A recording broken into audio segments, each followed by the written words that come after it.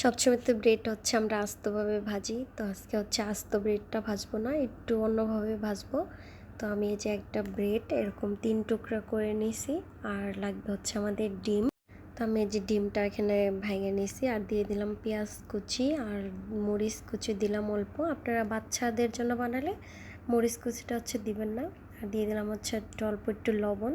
সব কিছু একসাথে মিক্সড করে নিছি। চুলায় যখন ব্রেডটা দিয়ে দিলাম, এই যে এখন গরম হয়ে গেছে ফ্রাই প্যানটা, আর এখন অল্প পরিমাণে হচ্ছে তেল দিয়ে দিলাম। আর যে ডিমটা হচ্ছে ফাটাই রাখছি সেটা এটার উপরে দিয়ে দিলাম। ওই যে এটা আসলে বাচ্চারা খুব পছন্দ করে আর খুব দ্রুত হয়ে যায়, বড়রা কিন্তু খেতে পারবে, এটা কিন্তু খুব মজা লাগে। এটা আমি সকালবেলা খাই। এটা এক পাশ হয়ে গেলে হচ্ছে আমি এটাকে উল্টাই দেবো। এই যে একটু চেপে চেপে বাছতে হবে যাতে ভিতরে কাঁচা না থাকে। ব্রেড হচ্ছে অনেক সময় উপরে হয়ে যায়, ভিতর সাইডটা কিন্তু একটু কাঁচা টাইপের থাকে। এটা হচ্ছে ভালো করে চেপে চেপে ভেজে নিতে হবে। দুই সাইডে হচ্ছে চেপে চেপে ভেজে নেব।